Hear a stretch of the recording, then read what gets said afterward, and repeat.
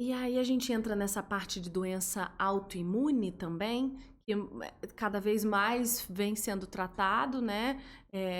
Temos aí lúpus, fibromialgia, que mais? Inclusive tem meses, né, dedicados também a Tem. essas A doenças. fibromialgia, né? Você até perguntou o carro-chefe ali do que eu vejo mais, a fibromialgia está muito associada ao quadro depressivo.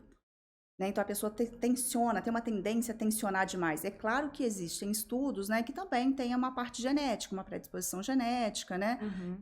Mas está muito associado. É Olha, muito comum. olha que eu sou paciente, eu sou desse time, hein, da fibromialgia. É Tenho muito comum. fibromialgia desde os 19 anos diagnosticada. É muito comum. E aí, realmente, a gente percebe isso. Como paciente, eu posso falar com propriedade. Quando as emoções estão, ó, chafurdadas, né? A gente tá realmente... Já começa a sentir as dores. Começa as crises e não tem muito o que fazer. É meio que esperar aquele período de crise, sofrer aquela dor, né? Toma-se os remédios, Sim. as medicações, E aí tem até uma curiosidade, como paciente eu vou te perguntar.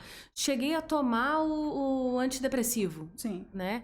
Mas deu um efeito rebote, eu não sei o que Efeito fala. colateral. Um efeito contrário. Em vez de me dar uma tranquilidade, talvez algumas pessoas se identifiquem com isso. Por isso que eu tô Sim. compartilhando. E não tem problema nenhum em compartilhar, tá, gente? Eu acho que a gente tem aqui que realmente expor a essas doenças emocionais, são cada vez mais comuns e a gente precisa realmente falar abertamente sobre isso, tratar sem tabu, sem medo, pra gente se cuidar.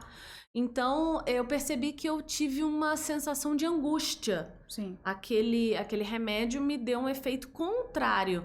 Eu não sei se eu não insisti, se eu realmente tirei logo, né, porque me fez essa... Ou deveria trocar. Como que é isso? Isso acontece com esse tipo de medicação? Acontece. São testes, né? Acontece. Tem pessoas que iniciam a medicação e também já quer parar. Por exemplo, Priscila, já tô tomando há 10 dias esse remédio e não tá melhorando nada. Eu falo, calma. Por quê? A medicação, principalmente os antidepressivos, ele tem um tempo de ação. Não tem um efeito imediato, como, por exemplo, o Rivotril, o diazepam, que você toma para efeito imediato. Então, o antidepressivo tem mesmo uma resposta mais demorada. Tem que Então, ter paciência. tem que ter paciência. Então, assim, efeitos colaterais, se seu corpo não for compatível com aquela substância, não aceitou a substância, você vai ter efeito colateral. Né? Tive diarreia, tive náusea, tive enjoo, tive dor de cabeça. Aham. Aí a gente tem que reavaliar. Opa, como que é isso aí? É só o período de adaptação, que pode ser que passe, tá? Igual quando começa anticoncepcional. Me deu um enjoo. Passou ali 5, 7 dias, costuma melhorar, tá? Se for uma coisa branda. Agora, se for uma coisa muito grave, não, então para a medicação, tá? Mas a gente precisa também insistir. Porque, em média, de 3 a 6 semanas para fazer o efeito. Tá? Então, vai melhorando, melhorando, mas a estabilidade, geralmente, da maioria dos antidepressivos, gira em torno de 21 a 45 dias. Demora um pouquinho, Exatamente. é normal. É normal. Acho que eu não fui persistente. É normal. Né? E às vezes a medicação não está resolvendo. Né? Mas vamos lá, vamos ver qual é a dosagem. Porque pode ser que precise fazer um ajuste de dosagem em vez de trocar de medicação.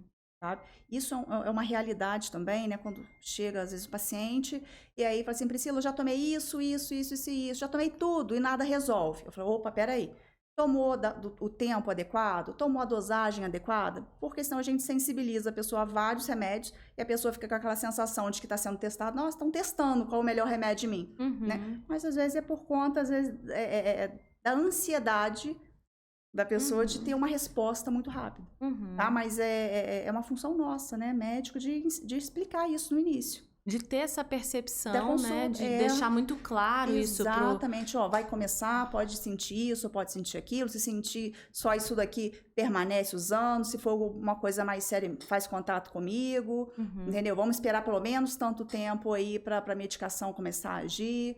Então, tem que ter essa orientação também. Eu percebo que a psiquiatria, ela é um trabalho bem de formiguinha, né? É um trabalho, assim, bem... É isso aí, né? A longo prazo. Um acompanhamento muito... Claro que nas outras especialidades, né, a gente sempre fala sobre isso, a importância desse acompanhamento do paciente não sumir, mas na psiquiatria isso é muito relevante. Muito. Diferente das outras especialidades, né, muitas vezes o paciente chega pra gente e a gente tem que convencer o paciente a se tratar. sabe? Então a gente já começa com a psicoeducação ali. Né? Então, assim, eu tenho muito essa característica de explicar como que funcionam as coisas, né? Então, acho que às vezes pode ser um pouco chato para o paciente, mas eu gosto, né?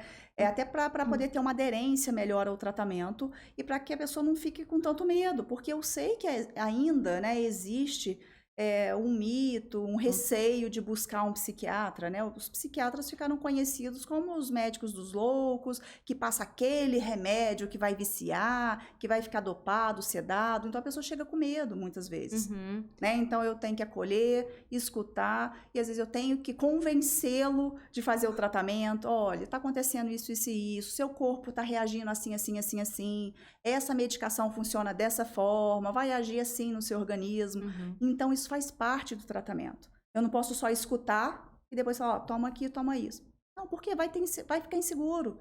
E vai voltar daqui 1 mês, 2 meses, vai falar, eu não tomei, não, eu fiquei com medo. Porque eu li em algum lugar que vicia, porque alguém me falou que eu vou ficar sedado. Então a gente já tem que antecipar e falar sobre tudo que pode acontecer no tratamento. Conhecimento, né? Esclarecedor. E a especialidade é uma terapia junto ali, essa primeira consulta, então, né? Claro que aí a gente entra na questão, vamos falar sobre isso, desse acompanhamento das outras especialidades, de outras profissões, com os psicólogos que, né, estão sempre amarradinhos junto com vocês, parceiros.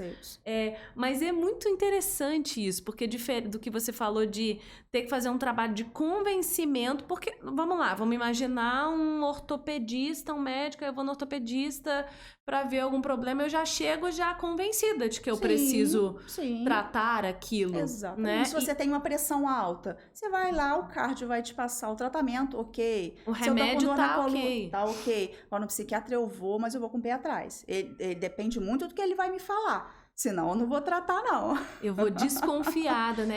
Aí é um trabalho que, além de você fazer a própria consulta em si, você tem que fazer esse trabalho de convencimento. Aí a consulta tem que ser longa, né? A consulta é longa. É longa, né? É uma conversa muito esclarecedora. Não só para depois esclarecer, né? Mas a escuta é muito importante, porque tudo do paciente é importante para mim, né? Então eu costumo dizer que a consulta inicia quando eu abro a porta e eu já estou vendo o paciente lá na sala de espera. Porque às vezes eu estou chamando um paciente aqui, eu estou despedindo de algum, eu já estou observando o outro lá. A forma que ele se comporta, né? A expressão facial e corporal. Aí você entra na minha parte, que é a parte até da comunicação de expressão, né, verbal, facial, porque aí você tem essa percepção, como que o corpo comunica, né? Sem você falar nada, às vezes. O paciente não abre a boca, na hora que ele chega, você fala assim, olha, já tá melhor, hein? O paciente fala assim, tô mesmo. Porque a gente, né, porque a gente cria um vínculo também com os nossos pacientes. Então, a gente já bate o olho, a gente já começa por ali. Então, do jeito que ele entra, a forma que ele vai vestido, se tá tendo autocuidado, a gente já consegue fazer uma leitura inicial.